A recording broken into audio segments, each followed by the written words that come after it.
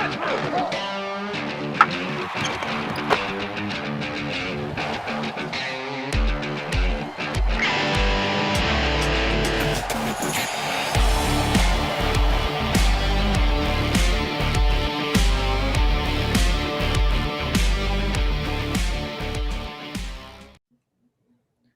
is up, ladies and gentlemen? It is Thursday night. It is time for Behind the Glass with Earl the Pearl, Anthony Antonelli. I am Mikey McNuggets. And guys, we have had some tremendous success on the Behind the Glass podcast on days we've had breaking news or new news to bite into. And tonight we are blessed because Kareem Hunt signed with the Browns during the show, and he spoke to the media at about 4:30, 5 o'clock today, which means the UCSS panel squad group of folks and contingent of people has not had a chance to speak on what the newest member of the Cleveland Browns said today, and that is what we are biting into as we start. We're going to give everybody a few minutes to get in here, but let's start with how my boys are doing tonight. Earl, what's cracking, man? How you doing? I'm great. We had a great show today. Numbers was great. Shout out to y'all for y'all support. Feeling good. Excited to talk about Kareem Hunt on an extended version. There's been a couple of other moves. I think Cam Akers just got traded to the Minnesota Vikings. Yep. And I don't know. At the fan interaction, got some fantasy football events, man. Let's do it. Anthony, how you doing, bro? Oh, I'm still trying to catch up on sleep from Monday night. But other than that, I am feeling great. I texted you guys and everyone on the panel last night at 7:30 saying I was turning my phone off at 8. I was going to bed. I took 2 Z-Quills, and I was out. Bro, I was asleep by 9:40 last night, and then I woke up at 7 o'clock this morning. I can't tell you, and I'm not kidding, the last time I slept that much uninterrupted since I was like 7 years old. I'm a terrible sleeper, so it's not that uncommon that I sleep like crap, but it was unbelievable. I'd highly recommend Z-Quill. I think people don't realize, like, sponsor us, the dedication and what went into that type of turnaround. We did a show that day. We watched the game. The first quarter was an hour long in itself. We do the post game. That was the longest. Oh my goodness gracious! Man, people don't even know what time I left the studio. Tell them. I left the studio at 2:30 in the morning. Yeah. I built half the graphics I was responsible for right after we did the post game show. Left here at 2:30. Got up, took the kid to school. Came right back. We all got back to it. We might have did close to 150 graphics, throughout that day. And so, like, that's dope, man. That's the dedication. We're a hell of a team when we want to be. Yeah, and we do it for you guys. And I already see people in the chat. I want to give just a few shout outs real quick. I see Evan419, Devontae, Chris, Creative Juice, Rodney, Creative Juice. Appreciate you guys tuning in. There's others out there. Those are the names I see in the chat as we speak. As you guys have questions regarding Kareem Hunt, regarding Earl's fantasy dilemmas, regarding Anthony's dating life, whatever, feel free to drop it in the chat at the end of the show. We're going to answer all your guys' fan questions. Specifically, hey, Anthony, listen, we love Bree, and she's doing wonderful, so there's not really any updates. If you want to give everyone an update, because I know they're curious. You and Bree going strong as ever, right? Doing fine. There you go. So don't ask about his lady situation. He is happily in a relationship, and Bree's a big UCSS fan, and we love Bree too. So shout out to Bree. Shout out to Miss Nuggets. Earl, who you want to give? Let's give a shout out to Earl's daughter too. She's a superstar. Yeah, right. So she's the GOAT. She's the GOAT. Yeah, we're going to get into it. Anthony told me my mic's a little echoey, which means I forgot Yeti. There you go. There you go. Sound much better. And listen, that's what makes this go. We are a work in progress on the fly. Every day we make mistakes on graphics because we're humans. We forget to turn our mics on because we're humans.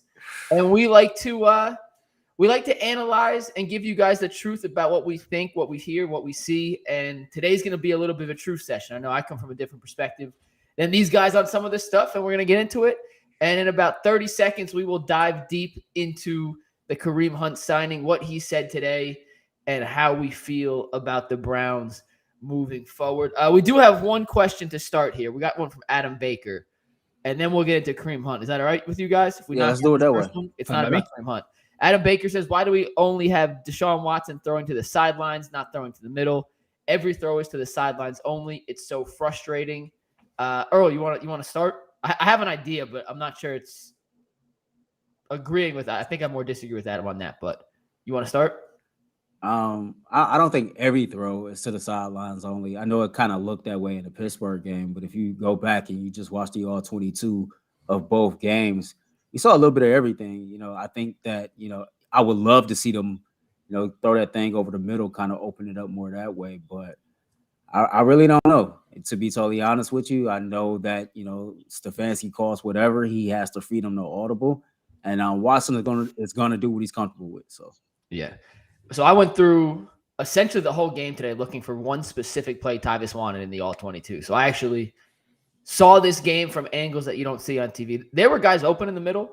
Stefanski definitely had guys open. Part of the issue was the offensive line wasn't giving DeShaun enough time to go through his progressions to find those guys. And also, as Tyvis alluded to today in his Coach Tyvis segment, which if you missed it, highly recommend go back and watching. He did a phenomenal job kind of explaining some of the issues. But it just seems like DeShaun is a tad bit hesitant to let it fly. He sees it with his eyes, but he's not confident yet in what he's seeing. And that's why he's a half step late. And on the sidelines, that's just one less defender you have to worry about.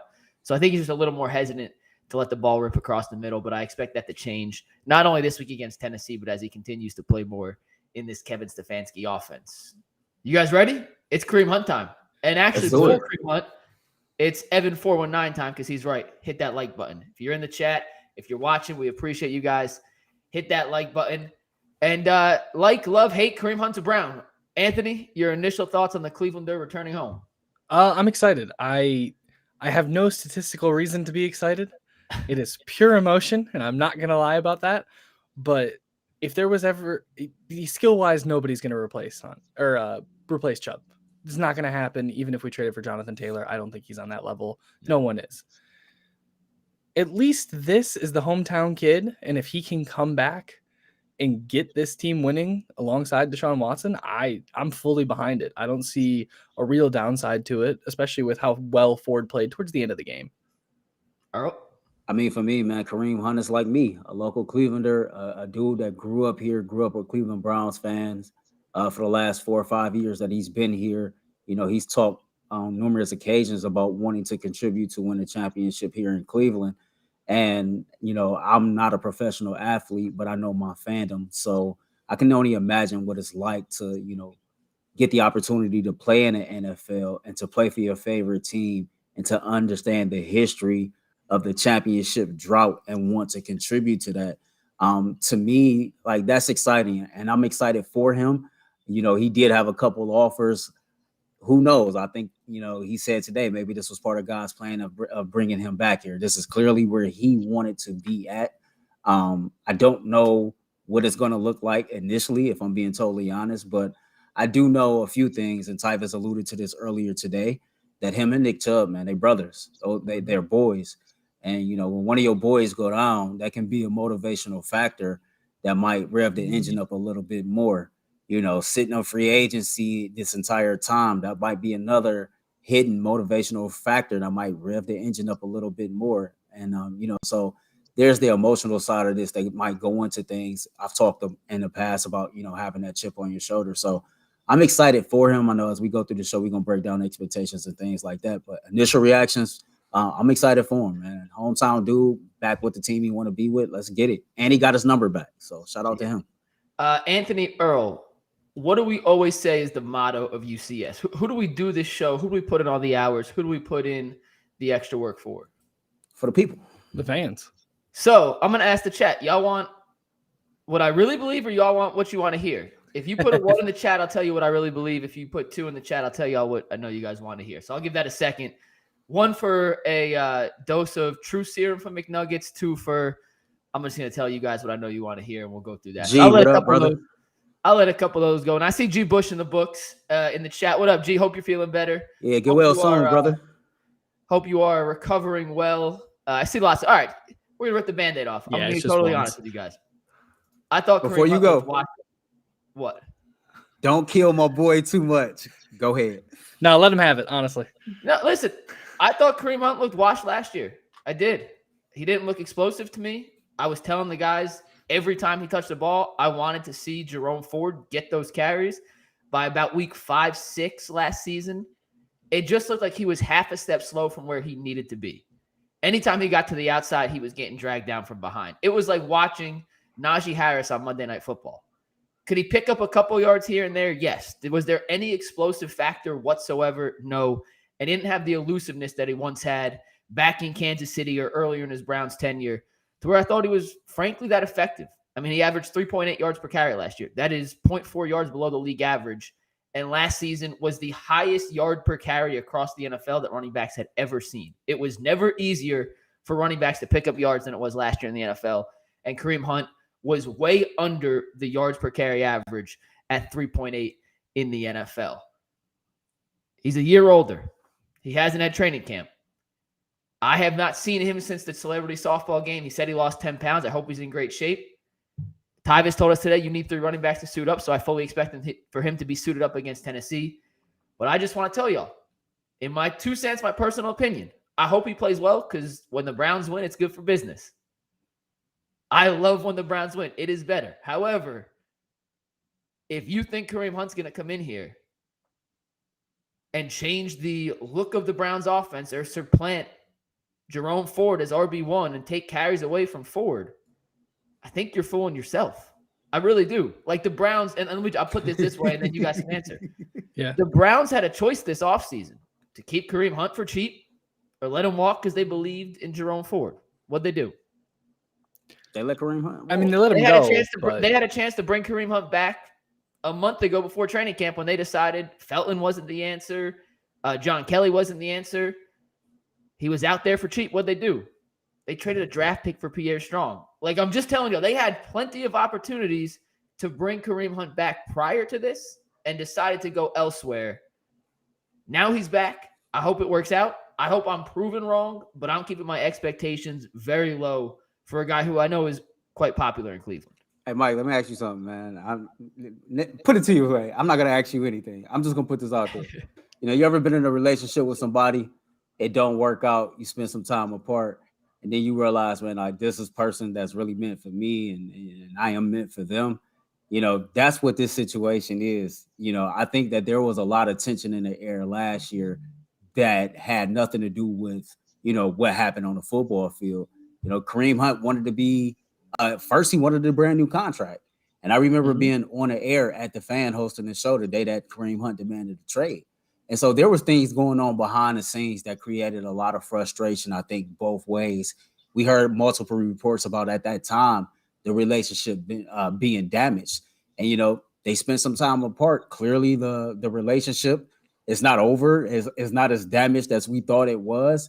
And, with a healed heart and a motivated Kareem Hunt, who knows, man, we might see a situation to where he can regain at least at minimum his 2021 form when he was here in Cleveland. I think that people do need to temper their expectations a little bit initially. What you hope is that Kareem Hunt is in shape. It's going to take him a while to get into some game shape. He alluded to himself, getting hit around and things like that.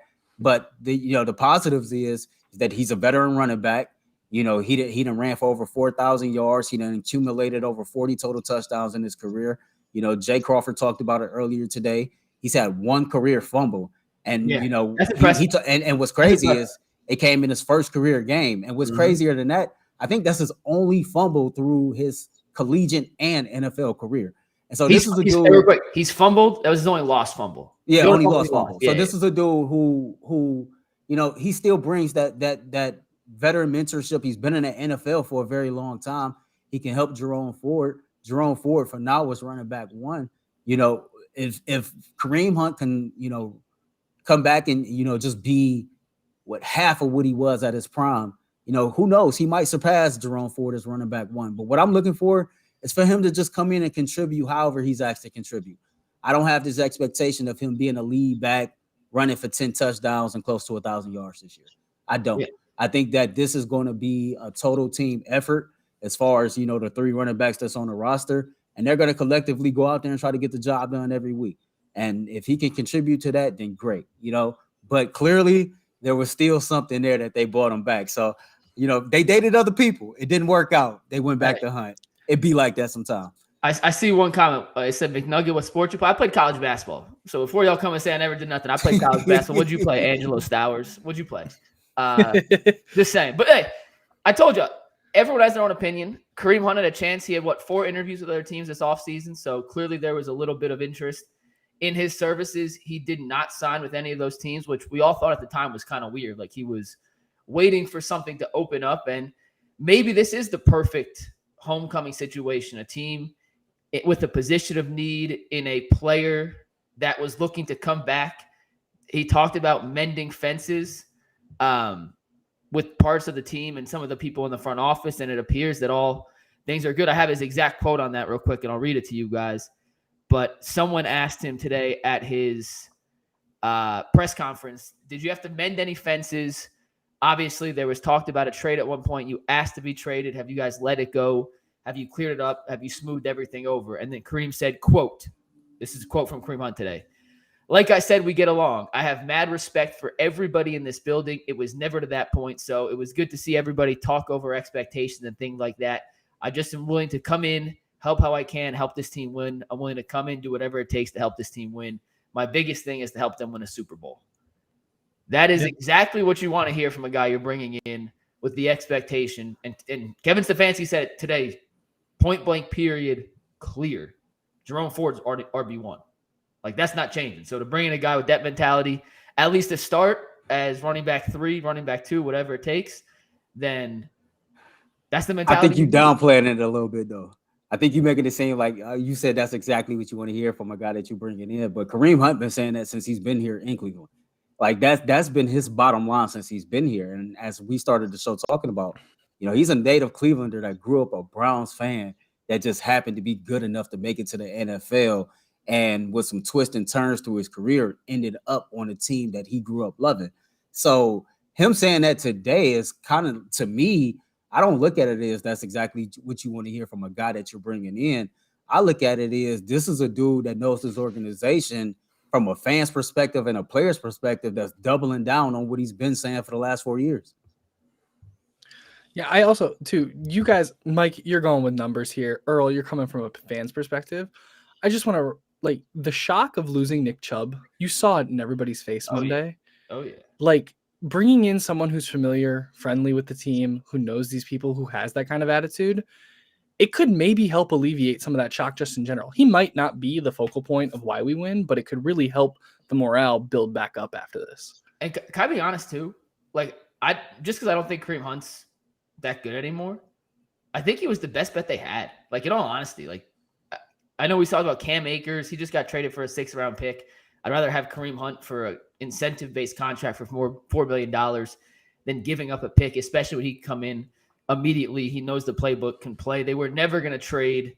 For Jonathan Taylor. That all made sense in the perfect Madden world, but when you kind of took into consideration the fact that he wants a long-term contract, the Browns probably weren't going to be able to give him that long-term contract.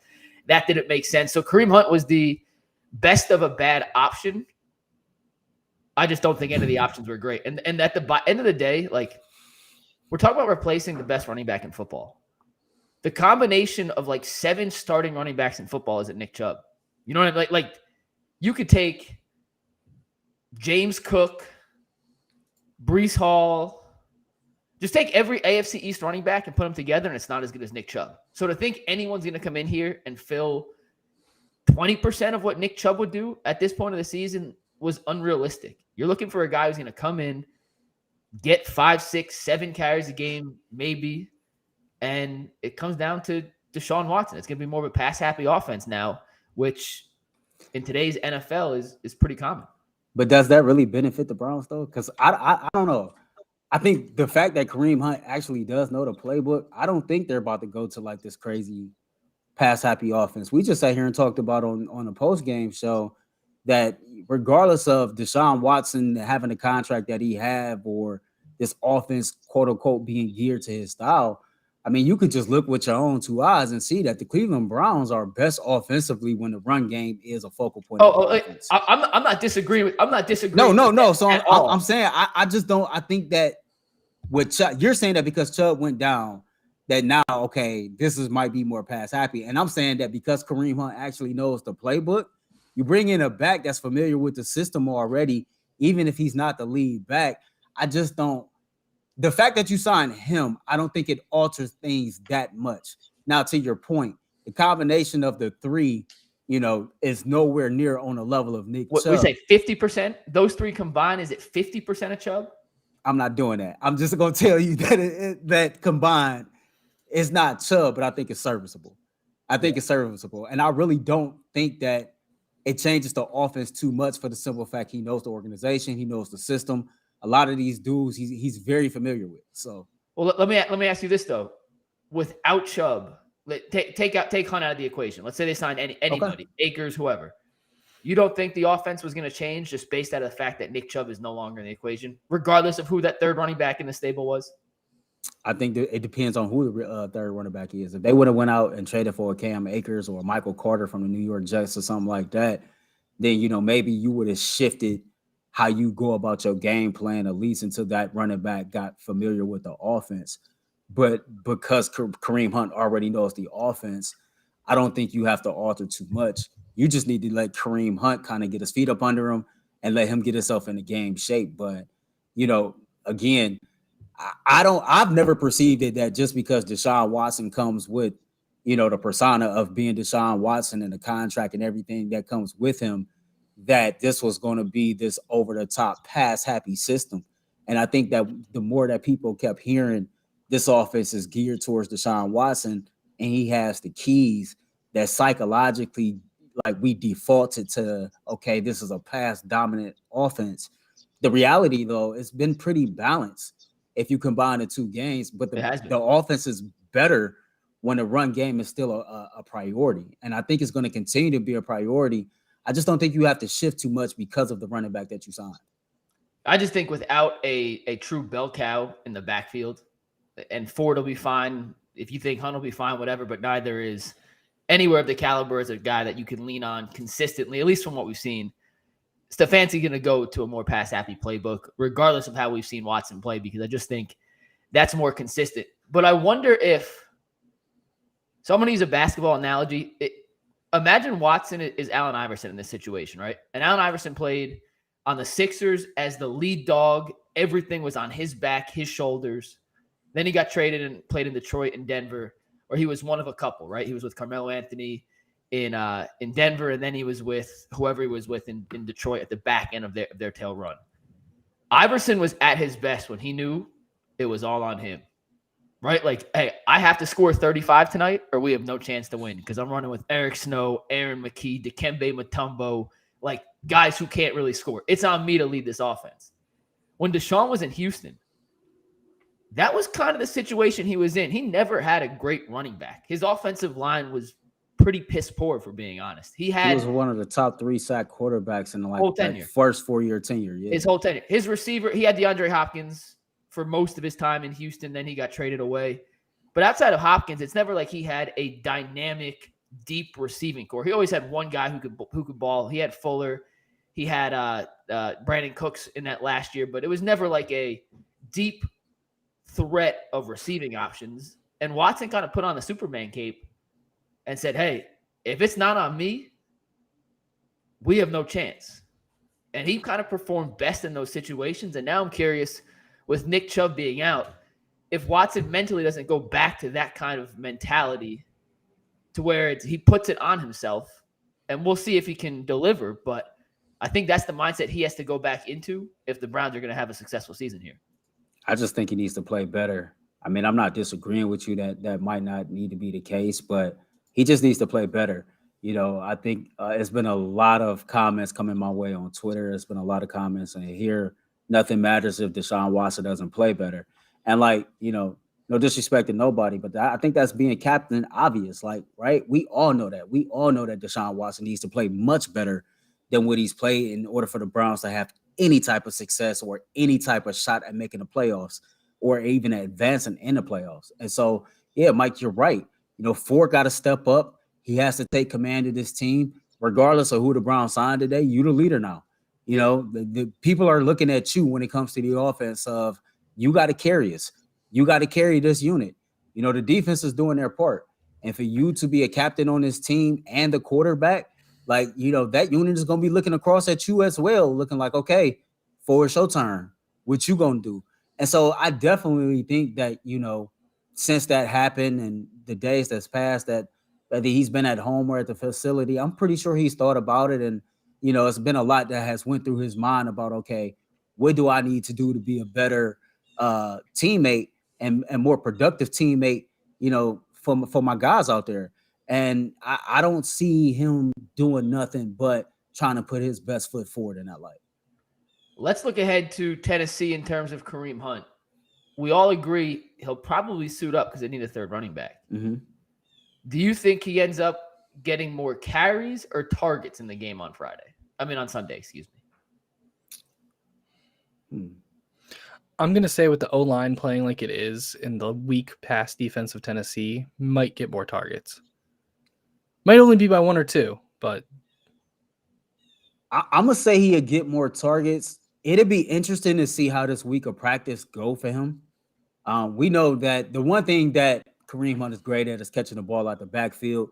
And he's he's damn good at picking up the blitz. That's why Kareem Hunt was always, he was always there on third downs. And so, as Anthony just alluded to, you're coming in facing, correct me if I'm wrong, Mike, I think the second to last. They are tied for third in the league, against the run. They only allow 65 yards per game through 2. They are tied for 28th in the league. 28th against the pass. Yeah. They're giving up 281 passing yards per game. And so, just knowing that, I think that, maybe we might see that pass game out the running back position exploited a little bit more now that Kareem Hunt is back. But his usage, honestly, will be determined on, how ready he is. Yeah. I seen some pictures and videos on Instagram and on Twitter earlier today that, dude has been working. Over the last couple months, he's been here working. He's been at Toledo working a little bit. So he's been doing the things that he has to do. We know that he had a visit with the Colts. He had a visit with the Saints. So this is a dude that was clearly trying to get paid and wanted to resume his career. And he clearly is taking it serious. So. If there's one thing we know about Kevin Stefanski, it's that he never listens to the media. At least he never admits he does. But in the back of his head, I do feel like Kevin Stefanski hears some certain things. Mm-hmm. And one thing that's been constant since the start of the season is where the hell's the screen game been? And if there's one player in this team now, in this locker room, that has more experience in a Kevin Stefanski screen game system, playbook, knowledge of that part of whatever chapter of the playbook that is, it's Kareem Hunt. Because guess what? His specialty has been the last 2 years. That little screen game. So It would not surprise me. We're going to do a fence rider question, and I'm not going to give you exactly the question yet, but it's about Kareem Hunt and his carries on Sunday. I think he gets 1 carry and 3 targets. I think he has 2 catches for, 20-something yards and 1 carry. But I think he's going to be utilized, at least early on, more in the screen game, especially because I think he'll be on the field in passing situations. He may not be fully in game shape, but I trust him as a blocker today, like right now. Oh, totally. More than I do Jerome Ford and Pierre Strong. So if nothing else, on third down situations, I think he'll be in the game. And whether it's a design screen or a chip block and then he slips out, I think he'll be able to have at least 1 or 2 targets just based off that situation. So I would go more targets than carries, but I don't think he'll be used all that often, especially in his first game back, because as you guys alluded to, he still has to get in game shape. He may be in shape, but in shape and game shape are not the same thing. Yeah, sure. I agree. And, to your point, especially, Lord knows we can use all the pass protection help, that we can. And so, I think that, him being back, especially with how bad Jed Wills has been, you're going to need that extra chipper that's not necessarily on the line of scrimmage. And so it'll definitely help in a pass game. And, I'm looking for the offense as a unit to be better, but when it comes to Kareem Hunt being back in Cleveland, we don't know how it's going to look on the field, but it damn sure settled the nerves of the majority of Cleveland Browns fans, right? This is a guy that they know, they love, they're very familiar with. He's one of us. And so when a Clevelander get another opportunity to ball out, do his thing, and contribute to this team winning, they all for it. And the fact that him and Nick Chubb has the relationship that they have, there's that sentimental value to this whole situation. And again, I get it, Mike. Heart don't show up in the stats. Chip on your shoulder, it don't show up in the stats, man. But to me, and you know how I am, those attributes and those intangibles and those factors that are hidden, those things matter so much. And like we've seen every player on the Browns talk about going out there and playing for 24, going out there and playing for their brother. And everybody knows that Nick Chubb had no closer relationship to anybody on his team than he had with Kareem Hunt. If anybody can get Nick Chubb to smile, it was Kareem Hunt. And Kareem talked about watching Nick Chubb go down live on TV and how his heart broke for his brother. Like, that's a motivational factor. Like, you know what, bro? You heal up. You do what you got to do. I'm coming back. I got you. I'm gonna contribute to this. And I'm looking at this entire team, and they're talking that talk. I just hope they go out there and walk it. If y'all are all saying you're going out here and you're playing for 24, man, then you got to approach this thing every day in practice and every day on game day like 24 would. Leave it all out there on the field every single game. Anthony, we can't play tag boards through Restream, can we? I don't have it set up, but I can have it set up for next week. All right, well, then I'm going to tell everybody, after we're done, do not do it now. Don't turn us off. But after we're done, go to the Cleveland Browns Twitter account and check out the video of Anthony Walker coming in after Kareem Hunt to the Browns media availability today. That tells you everything you need to know about how Kareem Hunt was viewed and valued inside the Cleveland Browns locker room. Now, he may have had his tiffs with the front office. He may have had his tiffs with coaching staff, how he was used. In that locker room with the guys that he went to war with, he was a very, very popular player. A very popular player. And when you lose a guy like Nick Chubb, who may have been the most popular player, it does help to have another guy back who you can count on, who you know you can go to war with. I look at it like from a work perspective. Earl, you were off leading up to the first game. You had your wedding. You were officiating your wedding. Me and Anthony, we felt like we had lost our Nick Chubb. Oh, my God. And then Earl comes back in Monday, the following Monday. I was like, damn, we got our boy back. And there is a morale boost. And I'm not sure if morale boost equals an extra yard per carry on the field. But guess what? I'd much rather go into the situation feeling good about the guy we brought in than not. And at least in this case, for the Browns, for the city of Cleveland, for Browns Nation, for the Dog Pound, if they love, want Kareem Hunt here, he might have been the best option anyway. So just because I don't think he's the same Kareem Hunt he was a few years ago, I don't think it was a bad move. I mean, you're not wrong in saying that, though. Yeah. I mean, he's not the same Kareem Hunt that he was a couple of years ago. But the more that I've kind of let this settle in and gave it some thought, I think that there's just other factors that might attribute to more being in the tank than I initially thought was. When we talk about him sitting out there on free agency, it's not like he didn't have offers.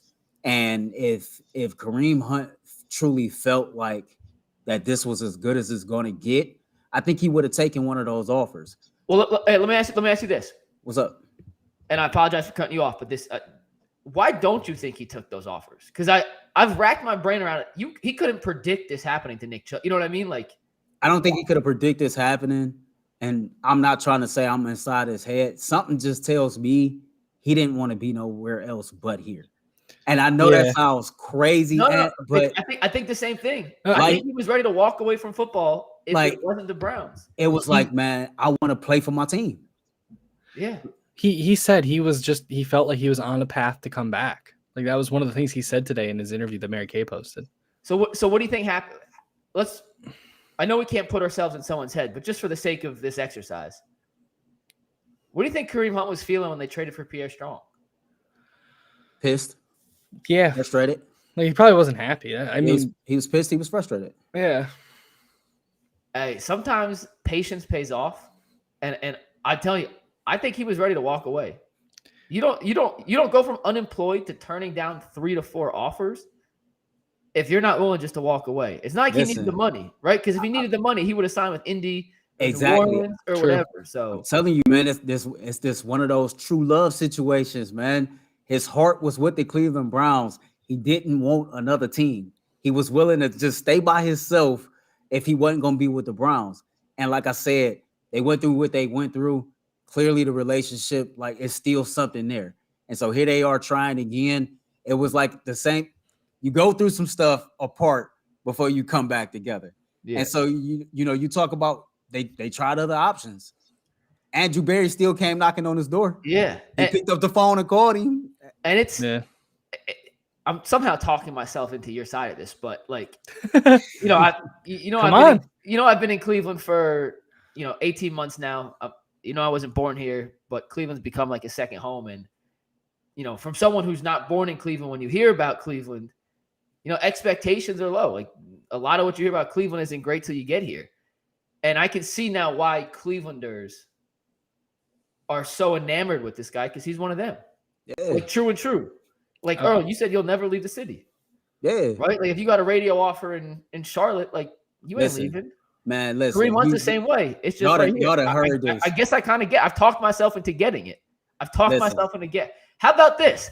I talked myself, and I haven't even got you the stats yet, but I've talked myself into believing that he was the only choice. It wasn't an option. It was Kareem Hunt or nothing. Man, listen, when you're from the land and you really love it here, it's different.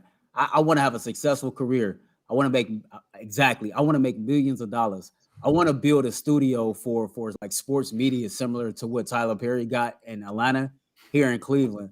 When I purchase my big house, I'm purchasing it in the heart of Cleveland, not in no suburbs. Like, I love my city, and I get the same vibe from Kareem Hunt. Kareem Hunt got millions of dollars. He is always here. Like, that's just the truth. Sorry, I just had to put it up. Look, man, Damien know what I'm talking about. He like, man, listen, let me go on home, man. Ain't nothing out here in these streets, man. Like, AD was probably like, look, the market it got you know what in it. Like, let me go ahead and go on home and see what's going on. So, yeah, like I said, man, me and you done seen him in the city, and it's not like he can be anywhere he want to be. This dude is home. He's been here. Like he said he was sitting up there watching a game. He loved Cleveland through and through. This is where he wanted to be. It's true. I mean, the more. Oh, go one sec, and then I'll let you go. But I see P. Roston. I got his super chat in the queue. We'll get to that at the end. If you're from Cleveland, like if you're born and raised Clevelander, put in the chat what part of Cleveland you're from. I'm actually curious.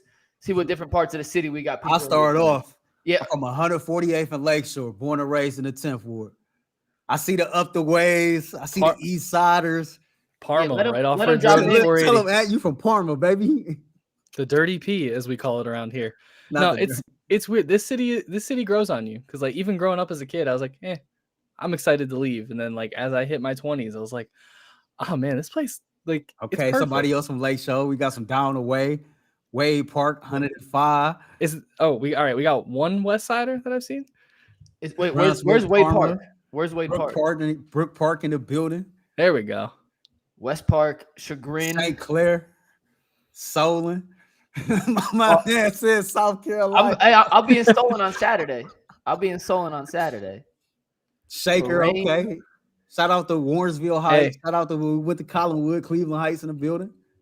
That Earl, you went there. My mom went there. Yeah, Railroaders. East Side represented in this. Yeah, Railroaders. Cleveland. I don't just tell people I'm from Cleveland, though. I tell people I'm from Lakeshore. I tell people I'm from Lakeshore. Outside on my jersey, like the 8 on my customized jersey, I was raised on 148th and Lakeshore. That's what that 8 represent. Are you guys coming with me to Solon on Saturday? Bree is in town this weekend with her puppy, so I don't think so. I gotta work. I'm out. I'll touch bases with you and see what's going on. Yeah, I'll be down there. Jay's playing in his Senior League Baseball Championship. It's Game 7 of the Cleveland City Championship. They're playing somewhere in Solon. So Jay on the mound. What do you say? Is Jay on the mound? Jay's pitching. Yeah, we're gonna so we're gonna get some. I'm sad I'm missing it, but light them up. Jay said they won. You know what, Jay? We're not gonna talk about your baseball team. No one gives a crap about your baseball. We love you, Jay. We're not gonna. Yeah, I know. We'll talk about it when we got the content to show it. But I'll be in Solon. Hey, it is cool, and we'll get back to Kareem Hunt in one sec. But we asked what part of Cleveland you're from, where you're watching from, and I would say in 2 minutes we got, no joke, 25 to 30 different parts of Cleveland. People tune in all over the city. Like, that's dope. Like for real. And I always say, I think I have the best job in the world. I work with the best people in the world. The fact that we get paid to do what we do every day, like I wake up and it's a blessing.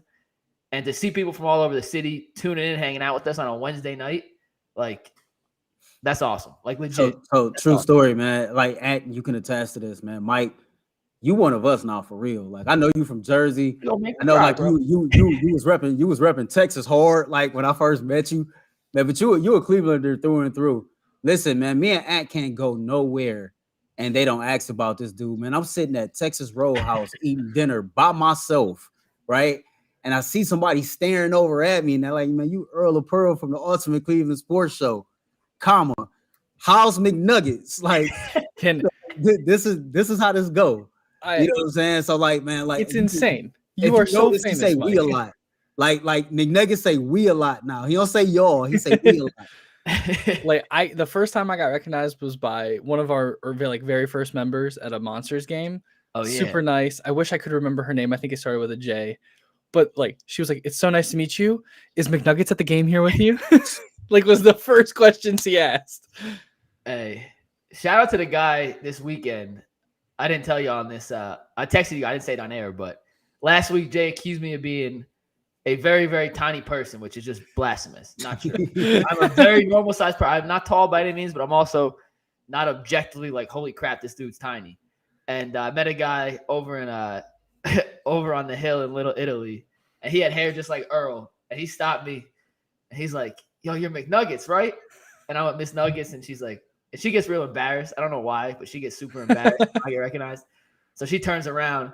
And he goes, "Man, Jay did you dirty yesterday." So that's my PSA to the people. I'm very normal sized.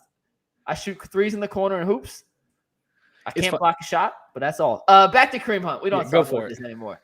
Kareem Hunt on the Browns. There was one more quote I want to bring up here, Earl, before we can pivot to some other topics related to the Browns. But essentially, he said his number one goal is to come to Cleveland, help this team win a championship in his hometown. He wants to bring a championship back to Cleveland outside of the traditional duties of a running back, carries, screens, blocking. What else do you think Kareem Hunt can bring to this team to help elevate them to a level where they're competing for a championship? I mean, mentorship, right? I mean, that veteran mentorship. He's been around a block. He's played for the Kansas City Chiefs. He's played for the Cleveland Browns. He knows what success looks like, right? He knows how it is to play that position and do it damn well. And so I think he can bring mentorship to some of the young guys on the offense, not just in the running back room. A guy like Cedric Tillman, you know, a guy like David Bell. Of course, he can help out Jerome Ford. You know, of course, he's going to help out Pierre Strong. But, you know, I'm pretty sure Stump Mitchell will lean on him as sort of like that player coach, at least for that position group. So it's not just about what he can bring on the field. It's about what he can bring in a locker room, what he can bring in a field room, you know, what he can bring when it comes to team chemistry, you know, what he can do helping these young guys who's not from the city navigate the city. Hell, we've had players he getting in trouble or getting caught up in things that they shouldn't have. You know, a guy that's from here and know the ins and outs can probably help you navigate where you need to be, where you don't need to be, and what time you need to be getting your ass home. So it's like, I think that he can bring a lot, you know, and as far as like just other values outside of his play on the field. Yeah, I don't know if I can add much more to that. The leadership was going to be what I went to. Like, outside of his normal duties, I think these guys are just so excited to have that presence in the locker room that it's going to elevate them, and they will play for 24. I think this signing, I think, will help them do that. Yeah, I think more than anything, he's a peace of mind, stabilizing feature in the locker room. Like, hey, it's going to be all right. That calming presence, that veteran who, frankly, in the running back room, Jerome Ford and Pierre Strong have 2 total years of NFL experience combined. They were both rookies last year. They've played in 2 games each this year. I don't know how many games Strong suited up. I'm not sure exactly how many games Jerome Ford suited up, but I got to imagine between the two, it's less than 24 games total in their careers, right? Like, maybe they played 12 games last year, 10 games, whatever it was. Yeah. I think he just brings the veteran presence, a guy they can look to. Nick Chubb's still going to be in the locker room if they have any, if they have any questions. Nick Chubb is still a guy that they can turn to. I know Chubb had taken Ford under his wing this training camp, which will be. I mean, frankly, I thought Ford looked pretty damn good on Monday night, guys. Like, I know we talked a lot about Kareem Hunt here. I was pretty impressed with Kareem Ford when he had a chance. Like, just plain and simple. Hey, he definitely drinking the Kool-Aid. He just called him Kareem Ford. Did I? Oh, No, I think given the circumstances, he played above expectations. That's for sure. Well, I saw earlier. This is one of the first comments in the chat. So last year we had Chunt. This year, do we have Funt or do we have Horde? We already have Leroy Horde. So we got Leroy Horde. Whatever we do, just don't say it on TV Friday because we'll get canceled. That's a little too close. Hey, you know how Bo was talking about today? He wanted to get his number back. Yeah. Do you guys know? Can you pick what goes on the back of your jersey? Like, can you choose what goes on the back of your jersey? Like name-wise? As far as like your name? Yeah. Does it have to be your last name? I'm pretty sure NFL got rules. Like, if they let him put Chunt on his jersey, I swear. Petition to put Chunt. If he's doing back for his brother, put Chunt on the back of your jersey. Yeah. I mean, he definitely got his number back, so he definitely feeling good about that. I'll tell you this. When it comes to Jerome Ford, I thought he played decent. And maybe I'm underselling it a little bit, but I thought he had that one big run. And it kind of boosted the stat sheet and it kind of boosted how people viewed his overall performance. But I'm not going to say that he played bad. You know, he didn't turn the ball over. I'm not sure off the top of my head. I think his yards per carry was like, 6.4 or something like that. Yeah, so I mean, that was inflated by the 70. It was inflated by that run. Exactly. So, like, he didn't play bad at all. But, you know, we'll see how he go. I know that they love Jerome Ford. They believe in his potential. I remember Louis Riddick feeling like that Jerome Ford was, you know, one of those late round picks that can turn into a star player. So, you know, they feel like they got a good player late, and we're gonna see what they got. Real quick, in the second half of the game last week, so the immediate aftermath of Nick Chubb happens. They catch their breath. They come out of the locker room. Jerome Ford had carries of 69 yards, 7 yards, 8 yards, 11 yards, 9 yards, couple nothing or 1 or 2 burgers, and then another 7-yard carry. So I thought in the fourth quarter he helped them move the chains, and I was disappointed he actually didn't get more carries considering how poorly the offensive line blocked. You know what I just thought about hearing you say that? Jerome Ford is not the problem. The offensive line. It was Pierre Strong. You know, it was Pierre Strong that made them say, okay, we need another running back in here. Man, that dude got hit hard on the 1 yard line. I mean, he got hit hard. Like, that was crazy. He got stood up. Dude, and Evan, we see your question. Great question. We'll answer that in a sec. Yeah, I'm getting them all right now, guys. So keep sending them. Yeah, that was wild, man. He got you don't see dudes get popped like that. Like, I'm excited to see the 1-2 punch of Jerome Ford and Kareem Hunt. You know, I didn't think we would be here when we prepped for this show at the beginning of the week, but here we are. And so this is what it is. I'm excited to see it. It seemed like you bought in now. You seem like you excited to see it. So, you know, go get your Kareem Hunt jersey before you go to the mini lot, man. I'll get a Chunt jersey. You need to go get a customized McNugget jerseys, man. We'll work. Me and Bull are working on it. We're trying to get. I'll take you guys behind the scenes. We have a contact at Riddell. Well, actually, hold on. We have to have a production meeting. We're gonna have a meeting on the air real quick. We ordered the white helmet. Do we send it back? Oh, wait, we ordered the white helmet? Yeah, we got the discount on the white helmet. Do we send it back? It's bad luck. Nick Chubb got hurt in that white helmet. We can't put that on the set, can we? No, but we could keep it in our office because we want to decorate the new office. Yeah, but with the light, I don't know. That's a tough one. This is behind the scenes and behind the glass. We actually have to figure out what do we go do with this helmet. I think it's kind of cursed. Like, I honestly, I don't think they could wear the. I know they supposed to. They wearing it against San Francisco. Yeah, they have to. I don't know if they can change that. They wearing it against San Francisco. I know that's not the team to wear. You can't be. That's not the team to wear it against. If they struggled against the Steelers' defensive line, I need to see a lot in the next 3 weeks before I feel confident about how that offensive line will hold up against the 49ers D-line. But I'm just saying, if you had the choice, and maybe they're contractually obligated to wear the whites because they have a deal with dude wipes and all that, Earl, I think they got to retire the white uniforms. And I All think right, they so- were beautiful. I thought they were beautiful, but you can't lose in the white uniforms. The white helmet is definitely being viewed as a bad omen, man. But let's put a spin on it. That was the helmet that Nick Chubb had on when he went down, man. And let's use it as a motivational factor to honor our brother, man. Could we get I don't know. Let's mural? just try to put a spin on it, man. Instead of the white helmet, could we get the white helmet with a mural of Jim Brown on one side and a mural of Nick Chubb on the other? If we can get somebody to put a mural of Nick Chubb and Jim Brown on that helmet, that's fire. Well, we have Robert Conley's our go-to UCSS artist. If anyone else in the chat has an artist who you think would be capable of doing that, Yeah, for us, that's what we're gonna do. We're gonna customize the helmet. put it in the chat. And I think we should do Jim Brown on one side, Nick Chubb on the other. Nick Chubb on the other side. All right. Someone said that's a terrible idea. You know, we'll work it out. We'll workshop it. All right, we got some super chats and some questions to answer here. If you are tuned in, hit that like button. We appreciate you guys. Seriously, to the hundreds of people in here, we cannot say thank you enough for spending some time with you. We really do this stuff for you guys. And I said this earlier. I said this before. I do believe we have the best job in the world. And the fact that you guys keep tuning in is a blessing. And we can't say thank you enough. We love you guys. All right, first super chat question comes from P. Rothstein 216. When you're going to work every day and you don't like upper management, your work performance will suffer. McNuggets, to be honest, I felt that about Kareem Hunt last season as well. I guess that was going back to when we were talking about Kareem.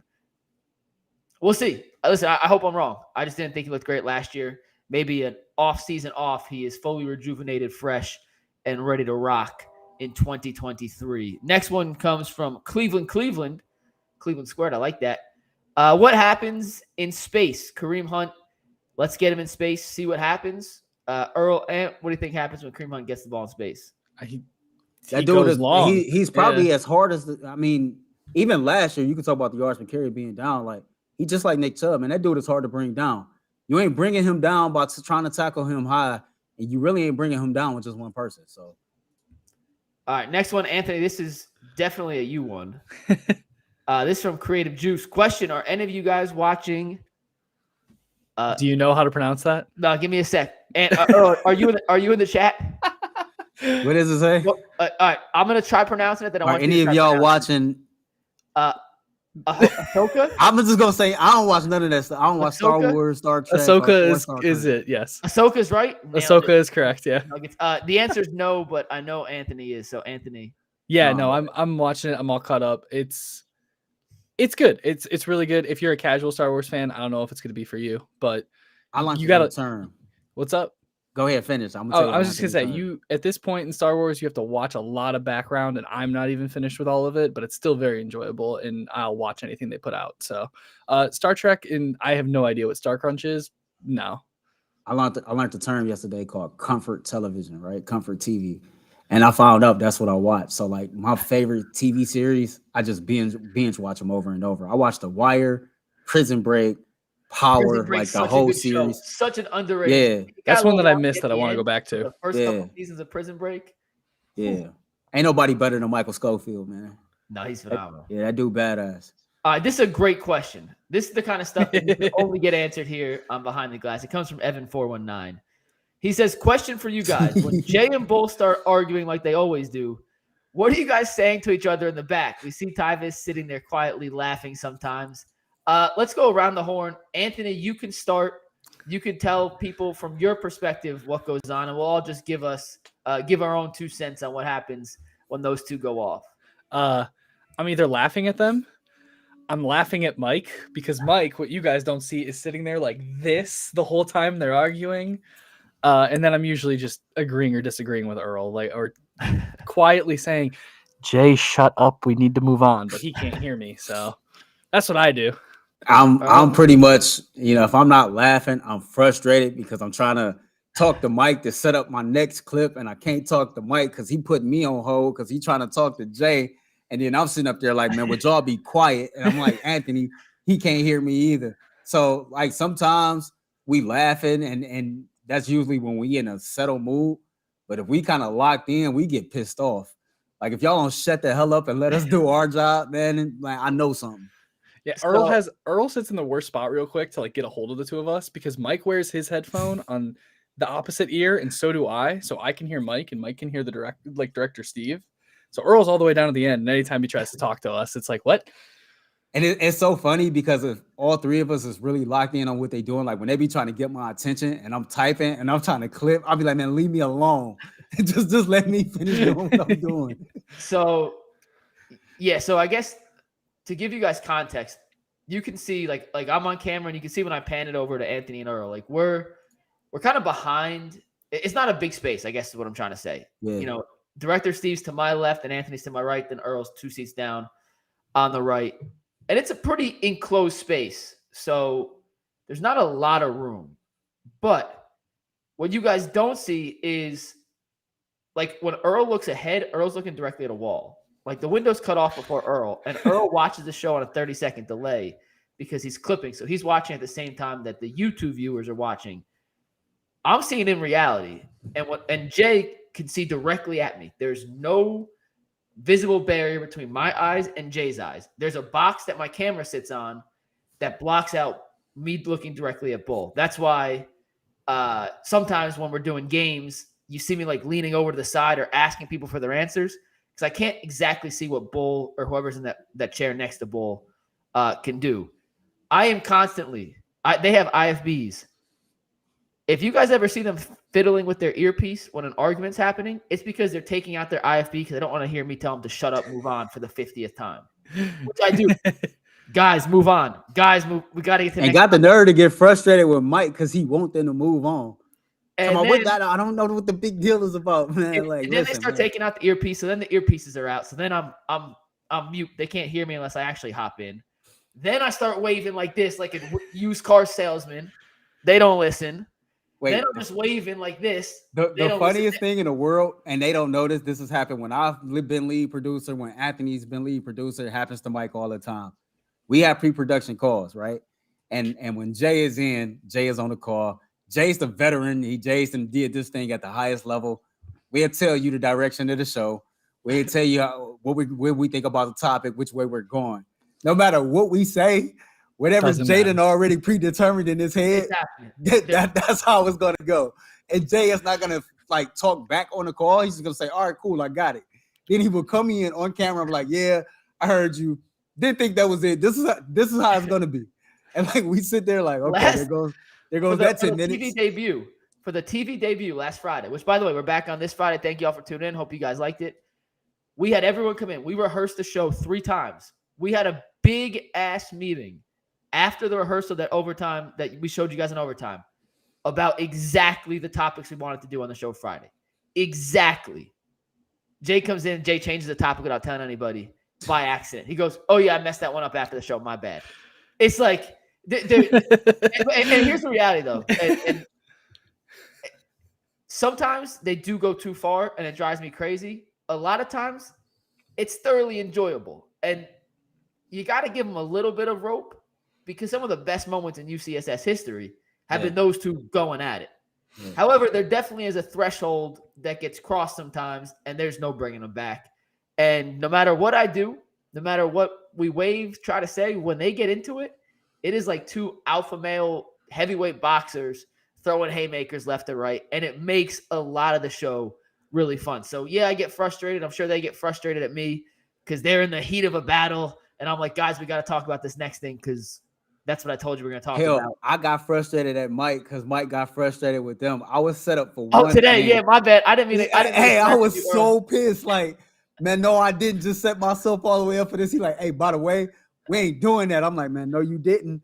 Like, no, yes, we are. In Earl's defense, too, Mike looked at Earl twice and said, "This is the next topic. We're going here next. We're going to this topic. By the way, we're going to a different topic." But real quick, before we get too far off, one of the part of that question was we see Tyvis sitting there quietly.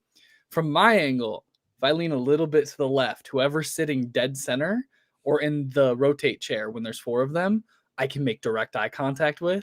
And every time I just look at Tyvis and I'm like, if you don't get them to settle down, it's amazing. Me and Tyvis was cracking so up funny. today. Me and Tyvis had an insider today when they was talking about Russell Wilson, right?